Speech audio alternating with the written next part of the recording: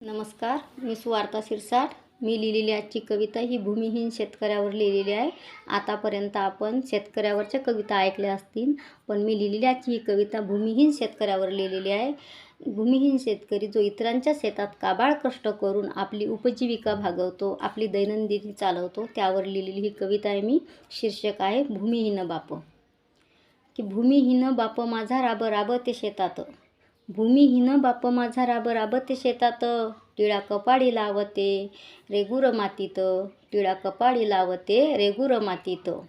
खळगी पोटाची भरण्या, खळगी पोटाची भरण्या उभा वैशाख मासात, खळगी पोटाची भरण्या उभा वैशाख मासात. ओला चिंब उभा नाहते पावसाच्या सरीत, ओला चिंब उभा नाहते पावसाच्या सरीत. कडाडते वीज डोळी, कडाडते वीज डोळी गर्द काळ्या ढगात, कडाडते वीज नभी गर्द काळ्या नभात. आयुष्याचा श्रमजीवी श्रम करते शेतात, आयुष्याचा श्रमजीवी श्रम करते शेतात. त्याच्या श्रमाले नाही विमा शासन दरबारात, त्याच्या श्रमाले नाही विमा शासन दरबारात. भूमिहीन बाप माझा राब राब ते शेतात, भूमिहीन बाप माझा राब राब ते शेतात. काटा रुतता पायात, काटा रुतता पायात काडे वाहन शेताच्या बांधावर, वाहन म्हणजे चप्पल, शेताचा बांध म्हणजे धुरा.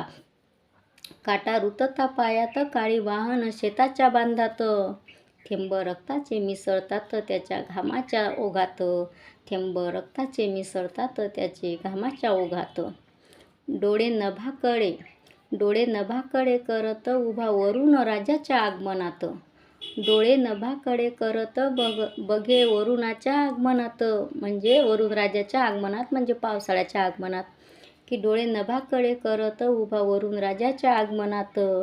हिरवं स्वप्न दिसते त्याला त्याच्या घरधण्याच्या डोळ्यात, हिरवं स्वप्न दिसते त्याला त्याच्या घरधण्याच्या डोळ्यात. भूमिहीन, भूमिहीन बाप माझा राब राब ते शेतात, टिळा कपाळी लावते रेगुर मातीत, टिळा कपाळी लावते रेगुर मातीत. धन्यवाद.